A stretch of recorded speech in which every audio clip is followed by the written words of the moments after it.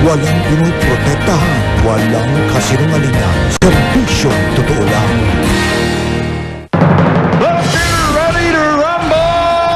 Pambansang kamao Manny Pacquiao umukit ng kasaysayan sa pagkuha ng ikawalong boxing title matapos talunin ang Mexicanong si Antonio Margarito sa super welterweight fight.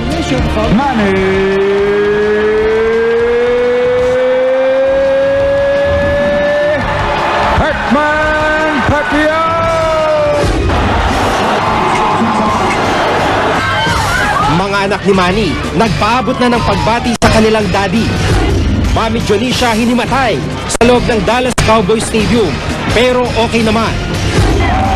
Mula sa iba't ibang bahagi ng Metro Manila hanggang sa mga probinsya at maging sa iba pang bahagi ng mundo, tagumpay ni Pacman ipinagbunyi ng mga Pilipino.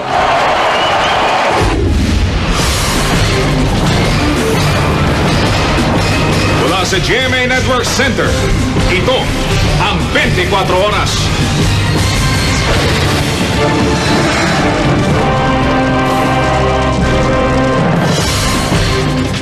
Magandang gabi po. Muling pinatunayan ni pambansang kamao Manny Pacquiao kung bakit siya ang itinanghal na Fighter of the Decade. Ang pambato ng Pilipinas wagi sa laban kay Antonio Margarito ng Mexico. Nasungkit ni Pacman ang WBC Super Welterweight Championship belt. Ito na ang kanyang ika-8 World Division title. Mula sa Texas sa Amerika, nakatutok si Chino Trinidad.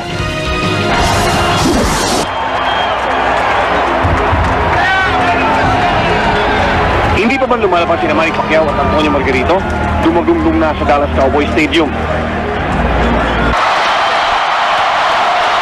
Si Cyril Parsado kumanta ng ating national anthem. Bayang magiliw, telas ng silanganan, alab ng puso, sa dibdib mo'y buhay. Unang tinawag sa stadium ang tinaguriang Tijuana Tornado.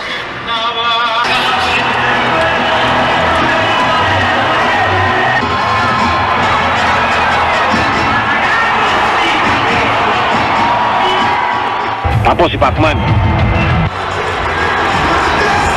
At tulad ng kanyang nakagawian, nagdasal si Manny. Maya-maya pa. Let's get ready to rumble!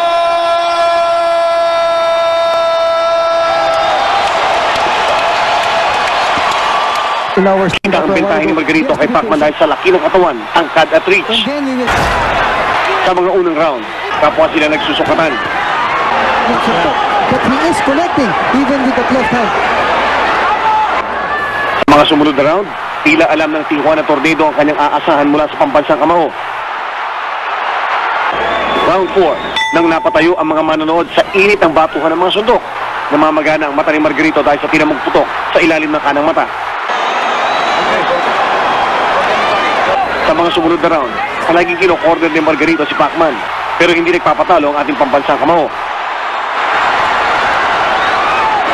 Halos magsara na ang bata ni Margarito pero hindi pa rin siya sumuko.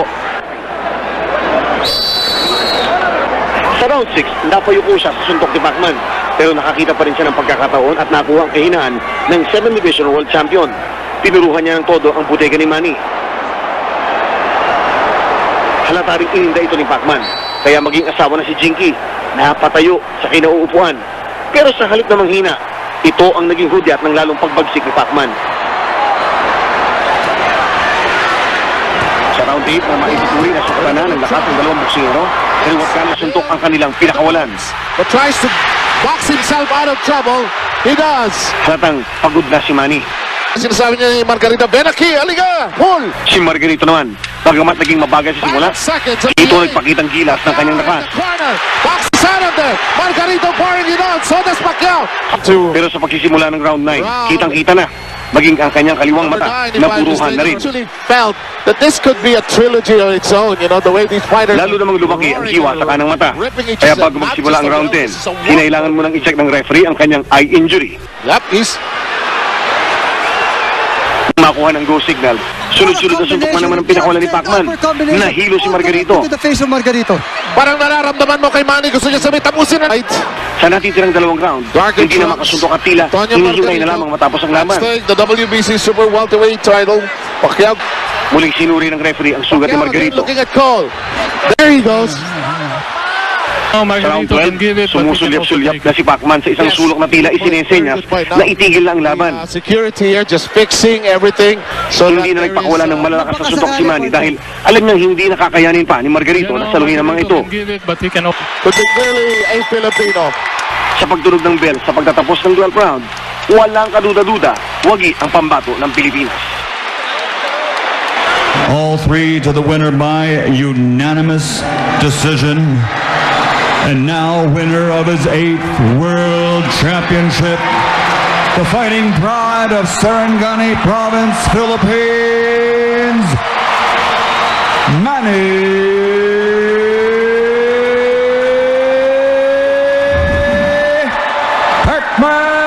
Pacquiao! Mula sa Dallas, Texas, Chino Trinidad Nakututo, 24 oras. At sa punto po ito, makakausap natin live mula sa Texas, America, ang sports analyst na si Chino Trinidad. Chino, kamusta na kayo dyan? Kamusta na si Manny? Ito, katatapos sila panoorin yung 12 rounds na kanya pong parusa na ginawa kay Antonio Margarito. Manny, pinanonood natin yung laban mo. Una-una, anong pinatunayan ng isang Manny Pacquiao to sa laban na yung kanina? 12 rounds na hindi mo na naman pinakitang tumigil yung kamay mo. Maganda naman at salamat sa Panginoon. Liligtas sa kapamakan and then nanalo tayo. Nakita ko kanina nung papatapos na yung laban, nung 10, 11, 12, pati yung mga nagbo-broadcast kanina, tumigil ka. Di ba ang rule natin sa boxing, hindi ka pwedeng tatayo sa harap ng kalaban mo, titigil ka. Ano, kinaawaan mo na si Margarito dahil nakita mo wasak na yung mukha niya? Hindi, nawa rin ako. Sinabihan ko yung referee na patingnan sa doktor. Yung sugat niya. Sabi nga nila, di ba, yung gusto mo, kahit pa paano, may entertain ng mga tao, pero minsan parang risky, pagka yung katulad doon, pwede mong ilagan, pero pinakiramdam mo yung suntukan niya, tumama, nagulat kami, kasi kahit pa nayanig ka na, alam namin, nasaktan ka kahit pa paano sa mga suntok na yan. Oo, masakit dahil siyempre malaki masyado sa atin. 165 to 165 laban 148. So napakalaking advantage yan. Yung sinabi mo sa akin kanina, nung immediately after ng press conference, hindi na natin pwede gawin to. Parang nakita ko nung for the first time yung pagod. Ano ba yun? Dahil sa bigat ng pinagdaanan sa ensayo o yung laban mismo? Ano bang mas mahirap kanina? Yung ensayo o itong laban na ito mismo? Alam mo, hindi lang ensayo eh. Pagdating mo sa taas ng ring, hindi ganun ka-easy lang tanggapin yung mga suntok ng kalaban. Siyempre, tumatama din yung kalaban. Mabigat talaga. Ano ang immediately nasa isipan nitong si Congressman Manny Pacquiao? Pahinga, siyempre naman. Pahinga muna, bakasyon muna, at balik sa trabaho sa Congress. Ito, pahuli, yung mga kababayan natin, nakikita yung mga marka sa mukha mo, assure mo muna sila na, ganito kuya, pwede pang kumanta di ba? Hindi naman tinatamaan yung kalangala Pwede pang kumanta, to? Okay naman, ayos naman, pwede pa, at pahinga lang ng konti. At kami po, mga kaibigan dito, habang napapalakpakan dito nandito, ito na siguro yung pasalamat uli kay Manny Pacquiao sa kabayanihan na ipinakita niya. Siya nga pala, kumusta na si Manny D? Okay naman, ayos na daw. At Okay na siya. okay na siya. Manny, huling mensahe bago ka na ipakawala, pagpahingain at kumain. Anong gusto mo sabihin sa mga kababayan natin? Maraming salamat sa lahat ng mga kababayan ko sa walang sawang pagsuporta at ginawa ko lahat para mabigyan ng kasiyahan ng lahat ng mga kasamayan ng Pilipino. So maraming salamat, lalo na sa mahal na Panginoon. Salamat din sa iyo at salamat sa kabayanihan ng isang Manny Pacquiao. Salamat din po mga kaibigan, ang ating kasamang si Congressman Manny Pacquiao. Ang nakakatuwa na pagdidig niyo isang dirigma. Pero sa gitna na pagiging mandirigma, ang hindi ko maipaliwanag kung bakit meron ho itong tinatawag na soft spot sa post niya. Oo nga. Pero Chino, hindi binunod yung kasama niya doon sa yung kalaban niya ng last 2 rounds. Pero binunod niya yung kanyang mga suntok. Yes, Pia. Marami kasi nagtatanong, syempre, ito nga mga kababayan natin, talagang gusto nilang malaman, pahabol lang kay Manny, kung ito na nga ba ang kanyang huling laban. Bakit ba gusto niyo pag-retire si Manny? Hindi pa, lalaban pa to. Tama? So hinihintay lang. Hindi pa niya in-announce na hindi pa in-announce ng ating pambansang kamao na siya magre-retiro. Sinabi niya kanina doon sa press conference na lalaban pa siya. Yung kasasabi niya lang, magpapahinga lang siya ng sandali, i-recover ang katawan, at i-review sinong susunod na kakalabanin. Pero as far as fighting is concerned, si Manny Pacquiao ay lalaban pa rin po para sa ating bayan. Pia, yan muna, no? Pagbigyan natin itong ating bayani na makapagpahinga at Okay. tapusin. Kasi pinapalakas pa ho uli ng asawa. And ho yung first step sa recovery, ayusin mo ng may bahay, palakasin yung ating pambansang kamao. Mula po dito sa kinilalagyan namin sa suite nitong ating pambansang kamao na punong-puno ng kanyang mga kaibigan. Ako po si Chino Trinidad, nakatutok. Ako nga dito sa Dallas, Texas. Alright, maraming salamat, Chino Trinidad. Bukod sa WBC Super Welterweight Championship, 7 pang world titles ang ating pambansang kamao na si Manny Pacquiao. Unang nakamit ni Pacman ang WBC Flyweight title nang matalo niya ang Thai na si Charchai Sasakul noong 1998. 2001 naman nang mapanalunan niya ang IBF Super Bantamweight title laban sa South African na si Lelo Honolo Ledwaba. At dahil sa tagumpay niya laban sa Mexicanong si Marco Antonio Barrera, taong 2003, itinanghal siyang featherweight champion ng Ring Magazine. Wagi naman siya sa WBC Super Featherweight Division nang mapatumba niyang Mexicanong si Juan Manuel Marquez noong 2008. Nasundan ito ng isa pang tagumpay nang makalaban niya ang Amerikanong si David Diaz sa WBC Lightweight Division. Na-knockout niya ang Briton na si Ricky Hatton, kaya naiuwi ang titulong IBO Light Welterweight noong 2009. Tagumpay rin si Pacman sa WBO Welterweight Division kontra sa Puerto Rican na si Miguel Cotto. Nadepensahan naman niya ang titulo nang magtuos sila ni Joshua Clottey makaraan ang ilang buwan. Susunod. Mga anak ni Pacman hindi pinalagpas ang kanyang laban. Mga empleyado nilang kongresista sa Kamara, full support din sa congressman ng Sarangani. Tutok na dito sa 24 oras.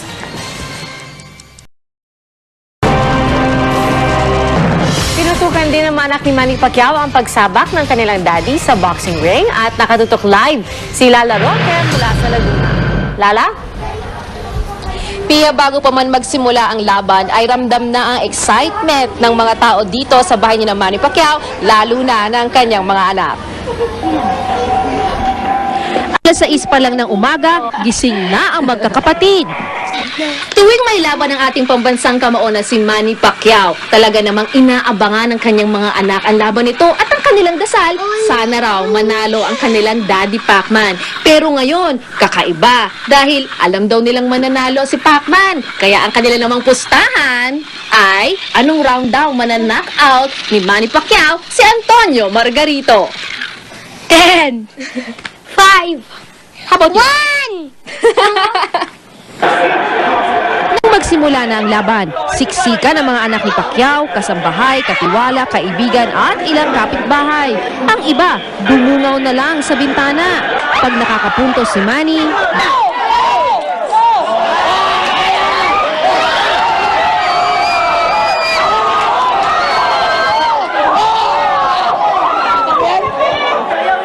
pero pag si Pacman na ang tinatamaan.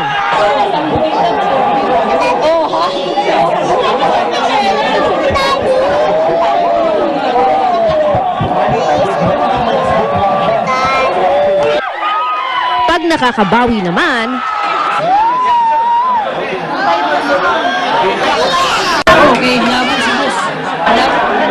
sina Jemol at Michael inasahang babagsak si Margarito. Wala mang tumama sa hula ng tatlo. Okay lang. Basta manalo. Okay, so what do you say to daddy? What do you say to daddy? What do you say to daddy? Congratulations. Okay lang dahil panalo naman si Daddy. O sige, ano sabi mo kay daddy? Go! Congratulations, Daddy. Miss you. Congratulations, Daddy. I miss you. I love you.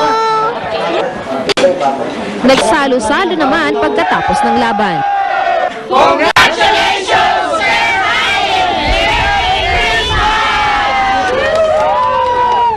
Pia, nakausap na magkakapatid na Jemwell, Michael at Princess ang kanilang daddy Pacman at mommy Jinky. At syempre hindi nila nakalimutan sabihin ang kanilang mga bilin. Ito ay yung pagpapabili ng laruan, iPhone at iPad. Wala pa namang plano magkakapatid sa pagbabalik Pinas ni Manny Pacquiao dahil wala pa naman eksaktong petsa na sinasabi daw ang kanilang daddy Pacman. Pia? Maraming salamat, Lala Roque. Dinagsa ng mga manonood ang live screening ng Pacquiao Margarito fight sa iba't ibang establishmento sa Maynila. Nakatutok si Steve Dailisan. Mr. Jerry Jones. Higit pa sa 1,200 seating capacity ang nanood sa Teresa Covered Court. Siksikan at mainit sa loob. Ang ilan sa sidewalk nakisilip sa maliit na siwa. Pagdating mamaya laban ni Pacquiao, loaded na yan, di ka makakahinga dyan. Dito pag umulan, talo namin, ulan lang. Pero magtitiis na kami, alang-alang kay Pacquiao. Air-conditioned naman sa San Andres Sports Complex. Pero di pa man nagsisimula ang palabas, mainit na ang ulo ng ilan. Kahit may maagang pumila, prioridad pa rin ang may tiket. Aga-aga namin dito. Yung ba't hindi kayo pumunta ng ticket? May ticket na po muna rito. May ticket na muna, natintindihan nyo. Ibig sabihin, kahit natanghali sila gumising, hintay natin sila. Kanya-kanyang hanap ng pwesto, may nagkatulakan pa. Kabilang sa tinatayang mahigit 15,000 Manilenyong nagabang si Mayor Alfredo Lim. Pero papaumpisa pa lang ang laban, umalis na, magnininong daw sa kasal. Sa pag-arangkada ng laban, sabay-sabaw at suntok ni Pacman ang hiyaw ng diehard fans. Bago pa man inanunsyo pagkapanalo ni Pacman, nagtayuan ng lahat dahil malinaw na siya na ang panalo. May weather na. Bakit? Tapos na ang laban. Champion talaga ang Pinoy! Si Lolo Mansueto Pintor, mahigpit ang kapit sa Rosaryo. Yung sarito, kung malaki binigay ko kanya. Tapos ngayon, pag nag-ikot siya dito. Binigyan ako ng 3,000. Ano inaasahan mo ngayon pagbalik niya? Baka magbalik, baka magbigyan naman ako. Ngayon pa lang, sabik na ang lahat sa Heroes Welcome para sa tinuturing na adopted son ng Maynila. Steve Dailisan, nakatutok, 24 oras. Sa unang pagkakataon, may free viewing ng laban ni Pacman sa kamera at mismo ang Sarangani representative ang nag-ayos nito. Nakatutok si Julius Segovia. Eksklusibo ito sa mga empleyado, trabahador at mga kaanak ng taga-kamara. Maluwag at maliwala sa loob ng Sports and Fitness Center. Kasama sa mga nanood si House Speaker Feliciano Belmonte Jr. Nang magsimula ang laban, todo ang hiyawan. Tuwing makakapunto si Pacman, napapatayo pa ang ilang manonood. Pero pag si Margarito ang nakakaungos, tahimik naman.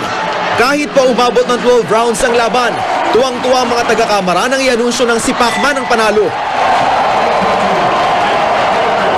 It's really very elating for all of us. It will be for sure a very, very good Christmas for us. Very, very happy Christmas. Gusto ko sana tinapos niya ng maaga di ba? Kasi nakakaba Pati ang mga reservists ng Army na sa kamara na destino, proud. Just imagine, 8 ang belt na nasa kanya na different divisions. He's a legend. Medyo kilabahan din dahil malaki nga si Margarito. Kaya lang, siyempre mas maliksi at mas malakas pa rin si Congressman Pacquiao. Bukod sa Heroes Welcome, pinag-aaralan na ng Kongreso ang pagpasa ng resolusyon para sa bagong karangalan ni Pacman. Nilinaw rin ni Belmonte na walang gastos ang kamara sa mga kongresistang sumadya pa sa Texas para manood ng laban. Gusto po din on record, ilan po yung mga kongresista na nandun ngayon sa laban? I have no idea. I saw 1 or 2. But I have no idea. I'm sure that there are quite a number who went there on their own. Walang fanfare. Julius Segovia, nakatutok, 24 oras. Tinutukan din ng ilang Kapuso stars ang laban ni Pacquiao at Margarito. Kasama sa mga nanood ng live screening ng laban sina Dingdong Dantes at Rocco Nacino sa isang hotel sa Muntinlupa. Kasama ni Dingdong ang kanyang pamilya. Si Rocco naman at ang kanyang mga magulang sa hotel na nag-overnight. More chika later, stay tuned. Susunod! Mga taga-Jensan at Sarangani halos pigil ang hininga sa panonood ng laban ni Pacman. At mga Pinoy sa Japan, tumutok din sa laban. Dito lang yan sa 24 oras.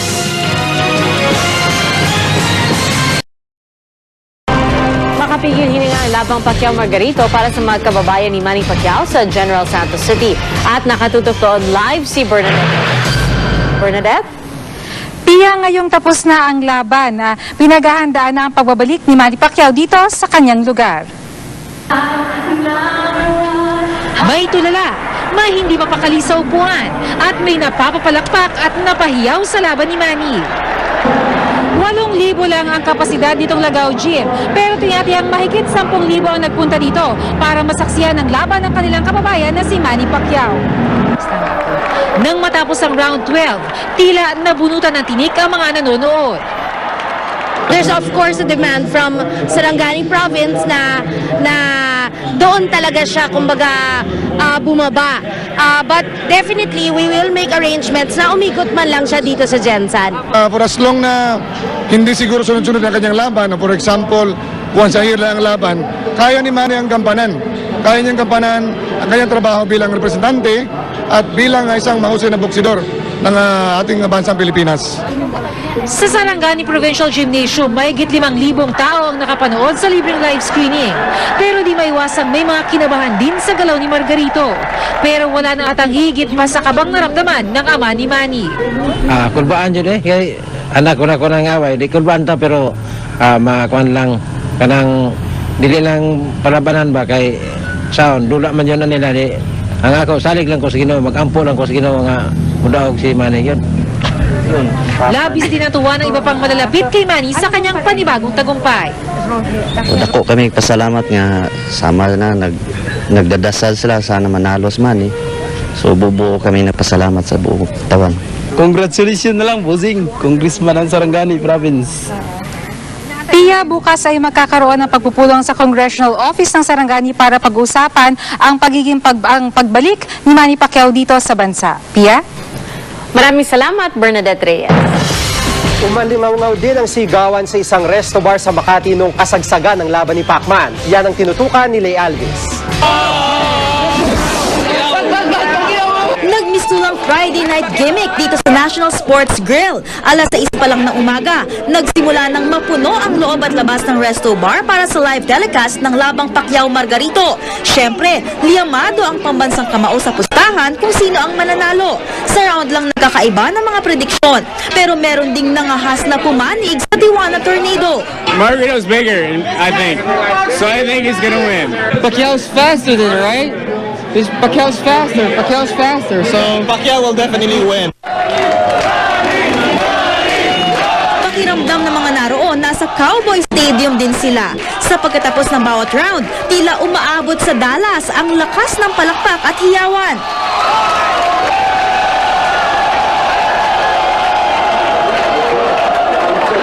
Pagkatapos ng 12th round, alam na ng lahat na nagwagi na naman ang Pilipinong mandirigma. Major na panalo. Maganda panalo niya, kaya lang ayaw sumuko yung yung kalaban niya. Bilang Pilipino, dapat sabihin natin ngayon, I live in the time of Pacquiao. Hindi na ito mauulit. Swerte na maging anak natin kung mapapanood nila 8 times championship sa buong mundo. Wow, what a great victory. We should be proud of it.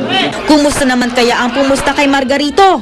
This is the guy that bet on Margarito. Go Manny! Yes! It was an amazing fight. It was an amazing fight. Pacquiao came out and he was doing great and obviously cut the guy up. Pero saludo rin daw sila sa ipinakitang tibay ng Mexicano. Ngayon pa lang may hinahamon na ang Pacquiao fans. Mayweather, please come fight Manny Pacquiao! Lay Alvis, nakatutok, 24 oras. Samantala, isang forum tungkol sa biodiversity ang inorganisa ng GMA7, Philippine Chamber of Commerce and Industry at DOST. Layo nitong isulong ang kahalagahan ng pangangalaga sa kalikasan. Unti-unti na raw kasing nauubos ang mga likas na yaman dahil sa banta ng mga negosyong umaasa sa mga ito. Pinag-usapan sa forum na dapat ang mga kumpanya ay magkusang protektahan ang kalikasan. Ang GMA Network Incorporated may mga environmental advocacy tulad ng taunang tree planting activity at mga programang nagsusulong ng pangangalaga sa yaman ng Pilipinas. Abangan! Ilang Pinoy sa Japan na nanood ng laban ni Pacman, nagpustahan. At ilang taga-Bataan at Sorsogon tumutok sa laban ni Pacquiao sa gitna ng problema. Tutok na dito sa 24 oras. Naging trending topic ngayon sa Twitter ang katagang Pacquiao Margarito at kasama sa mga Pinoy sa abroad na tumutok sa laban ang mga OFW sa Japan. Nakatutok si Mark Salazar. Hindi masyado masyadong kilala sa mga Hapon itong si Manny Pacquiao, pero pag Pilipino ka, kahit nasa ampanig ka ng mundo, hindi maaaring hindi titigil ang oras mo para panoorin ang laban. Gaya nila.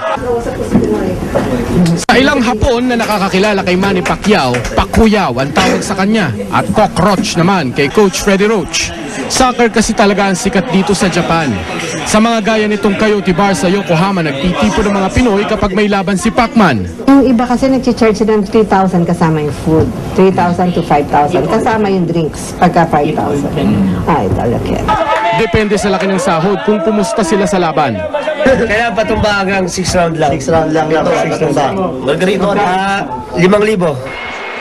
Look at the slow-mo action again. 1-2-3 combination. At pagkapanalo ni Manny, talo ang kalahating lapad ni Mac.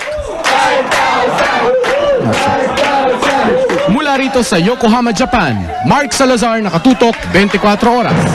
Isinantabi muna ng mga taga-Sorsogon ang pangamba sa pag-alburuto ng Bulkang Bulusan at ng mga taga-Bataan ang problema naman sa Red Tide para manood ng laban ni Pacman. Nakatutok si Claire Delfin. Mabilis na puno ng mahigit 7,000 tao ang Bataan People Center para sa libreng live telecast ng laban. Libre rin ang snacks. Walang patid sa iyawan tuwing lamang sa bakbakan si Pacman.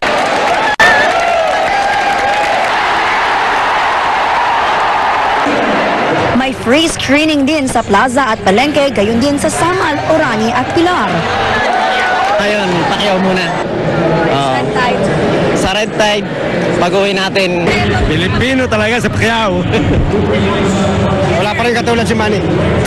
Pero hindi naman kinalimutan ng provincial government ang pagtugon sa problemang dala ng Red Tide.